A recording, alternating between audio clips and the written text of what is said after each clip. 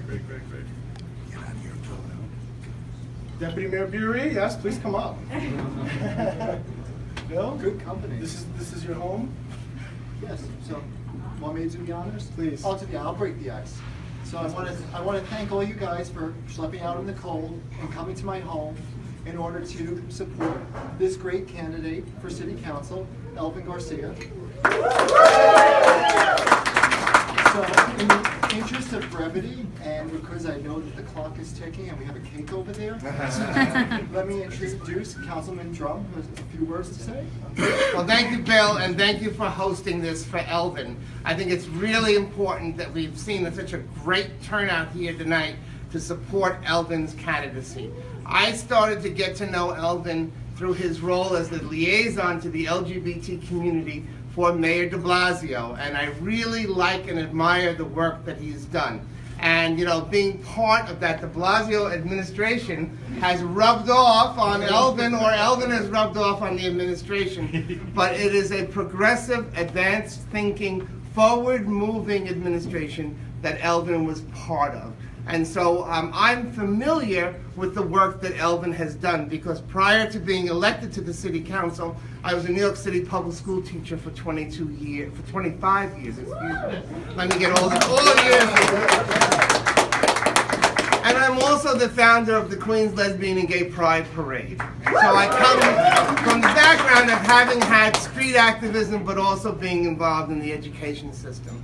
And so I know on those two issues, Elvin is also going to be a real, true leader. He's a great guy, he's a good friend, he's committed. He has made all the connections, as you can see from the people here in the room tonight, to make this a successful candidacy. He knows how to run a campaign, and that's why I was very fortunate that I asked Elvin if I could put my name on the fundraiser, because I want to be with a winner. And let me tell you, we have 7, let's give a winner. We have 7 members of the LGBT caucus in the City Council, 2 of whom are going to be leaving due to term limits. So we need to keep that number higher, and I can't think of a better candidate to run against a most horrible opponent, okay, in the Bronx, who's been needing to be replaced for years and years and years, and who I've had my own personal run-ins with him, and this is the guy to do it. So if you have given a check, or if you're not yet given a check, but if you want to give more money, because I think in this race, it's going to come down to 2 things: money and grassroots organizing. And Elvin can pull together the grassroots organizing. I defeated an incumbent in Queens, a very hard thing to do. But the reason why I won it, I think, was because of grassroots support like Elvin has here in this room tonight. So we must all stick together, and we must ensure Elvin's election in 2017. Thank you, everybody.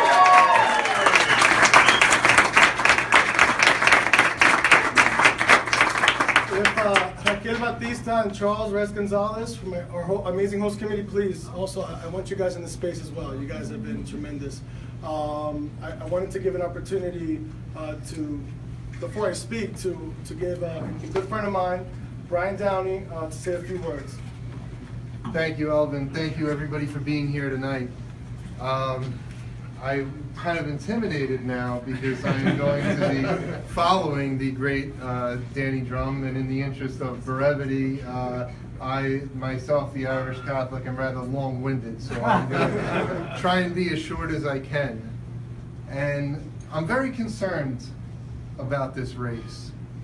And my belief is that this city is a beacon of hope.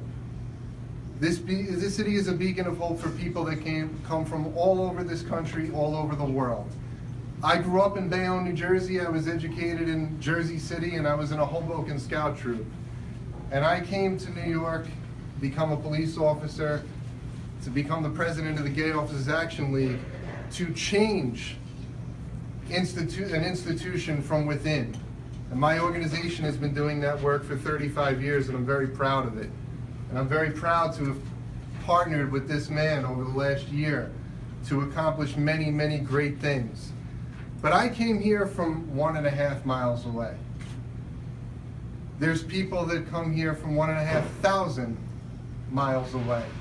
They come here to be who they are. They come here to be open. They come here to live honestly and truly, and to strive and succeed and to feel safe. We want New York City to be a safe city for people in our community. And I like the way you put it, because I was told I couldn't, you did, thank you, Councilman. What I was instructed to say is that, yes, there is someone rumored to be entering this race that does not represent New York City values. Amen. Right. When I think about this, it turns my stomach. Now, I have a confession to make, and don't boo me. I'm not a Democrat. But I'm also not a Republican.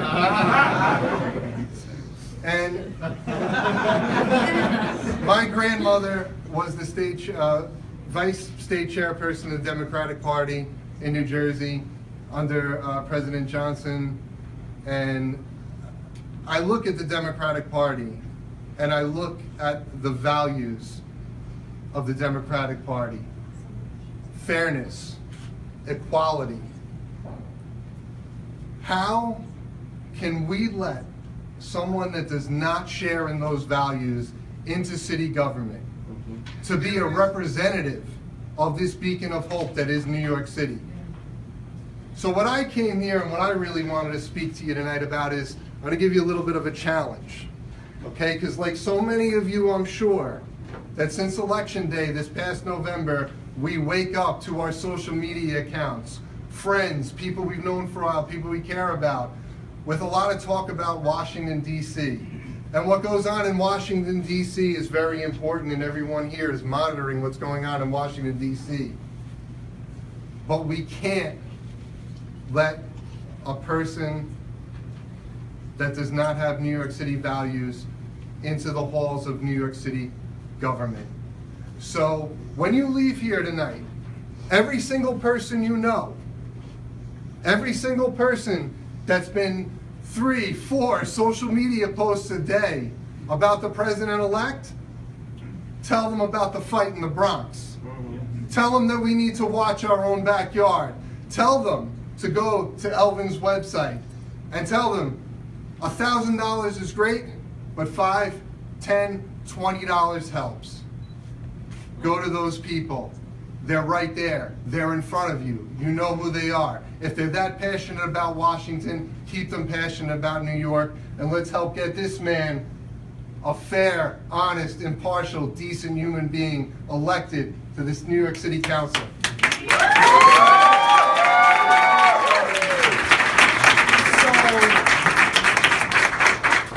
Thank you everybody for coming out. I think it would have been a really bad sign if only 5 people showed up. So thank you. Thank you so much. This is the first week of the new year, and just the turnout itself, I think, speaks for itself. The diversity of the host committee. I want to thank my host committee and the members that are here. Raquel Batista, labor leader. Thank you so much. Charles Gonzalez, an LGBT activist in the Bronx, head of the Bronx Academy of Arts and Dance. It was also part of our host committee. Thank you so much, Brian. Thank you so much, Deputy Mayor Bury, for being here. I'm going to talk about this guy in a second, but as I said, the new year brings a lot of firsts. And as a candidate, I've been told you never forget the first person who donates to your campaign. And that was a gentleman by the name of Anthony Jordan, who gave me $300. So no pressure, he gave a little bit less, but he might be setting a tone. You know, you never forget the first consultant that you hired, which is my frat brother, Steve Lucen, who organized my website. I've gotten a lot of amazing online donations, and I hear through the grapevine I have the best website of any candidate running for city council. So there's a little perk there. You never forget the first fundraiser. This is literally my first fundraiser. And Bill, I just want to thank you. Bill and I have only known each other for really like a month. This is sort of the first time. It's a weird thing about politics. You know folks for years, and when it's time to run for office, it's a test of friendship. And you know, some folks might not be as supportive, and you meet someone for the very first time and they go above and beyond to host this amazing venue. So it just means a lot. Bill, thank you so much. Bill is in the private sector. He's a philanthropist. He raises funds for organizations like Lambda Legal and SAGE. He's never organized anything for any political candidate ever. And so I'm the first one, so now I have to win. No pressure, no pressure. But I see a lot of familiar faces here, and I think it's also important to know that whether it's familiar faces or new faces, it's an opportunity to always reintroduce myself. But before I get to that, you never also forget the first person who endorses you, the first elected official. And that's Councilman Danny Drum. So Councilman Drum is a trailblazer. He's a public school teacher. He came out of the closet in the early 1990s. Well, even before that. As a teacher, right? He represents one of the most diverse districts in the city council, a model that I would love to replicate. He's the chair of the education committee in the city council, the largest school system in the country. So he is one of the leaders citywide on education. And he's the founder of one of the most diverse, most dynamic parades, the Queen's Pride Parade. So overall, Let's hear it for Queens. that's it. And Brooklyn and Staten Island is in the house, obviously the Bronx. We got and Jersey. My family's here. I want to thank my family. From Jersey. And so I just want to state again, just to reintroduce myself to folks. I'm a son of an immigrant from the Dominican Republic, first generation. You can clap for that. I am the son of a single mother of 3 who modestly raised 3 children, all of which ended up in careers in public service of some kind. That should tell you where our values are. My oldest sister, Jeanette, is a social worker and a counselor. Give her a round of applause. My other sister, Melissa, is a school teacher. Give her a round of applause. And for the last 5 or 6 years, I've been planning for this moment. I planned it exactly like this. Working in public service, working at the not-for-profit level, working through the state assembly and the state senate, getting President Obama reelected. In college, I took my fraternity's mission statement and I ran with it. And then since then, I've been, the last 3 years, the director of the mayor's community affairs unit for the borough of the Bronx, being at the forefront of every popular public policy priority, whether it be universal pre-kindergarten, reducing the speed limit to 25 miles an hour, improving our streets, transportation, which is a huge issue in this district, public safety is the #1 issue in the district, and I've worked with both the local precinct captain, also at the borough level with Bronx Borough Command, and even citywide in the wake of Orlando, making sure that the Pride March was a success, and that we covered every safety precaution without the community also feeling over-policed, and finding that balance to increase police-community partnerships and relationships and closing that gap. I'm a proud product of New York City Public Schools, K through 12, and so I want to make sure that the next generation of kids get the same quality education that I have received. I like to say that there are 3 qualities in elected officials that I think make them successful. And one of the things about Danny Drum, not all elected officials are created equal. Some electeds work 24 hours a week, some work 24 hours a day. And so this man is a workhorse and he delivers results, and he's been on the forefront of pushing reforms in our school system. And I just want to say that those 3 things, you gotta work hard, you gotta have work ethic, right? You gotta be smart, you gotta have the intellect, new ideas. I'm a 21st century candidate with 21st century ideas to move this district forward, District 18. And the most important thing is you gotta have heart. And I'm willing to compete with any opponent that nobody's gonna beat me in the department. I'm gonna work to the bone. I have nothing else to do. I left City Hall. I'm doing this full time. I have left City Hall. I'm doing this 24/7. I'd like to think that we organized an amazing event tonight. I'd like to think that we raised a lot of money. I'd like to think I have the work ethic, the intellect, and the heart to win this thing, and I think we are. So from the bottom of my heart, I just want to say, my name is Elvin Garcia, and I'm humbled and honored to announce I'm running for the New York City Council in District 18.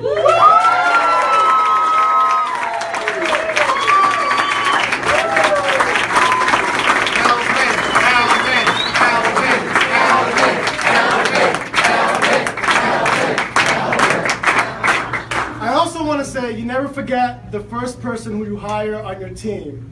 And I'm lucky to have Nilka Martel as part of my team. Nilka is my treasurer, but Nilka's also an environmental activist in the Bronx. She's my constituent, so at least I got one vote. But Nilka is one of those super supporters. She's given everything. Not only is she committed to being my treasurer, her kids are here and they're supporting my campaign, so 2 more votes. And her apartment is our temporary campaign office until further notice. And so, Nilka, seriously, from the bottom of my heart, thank you. I'm lucky to have you.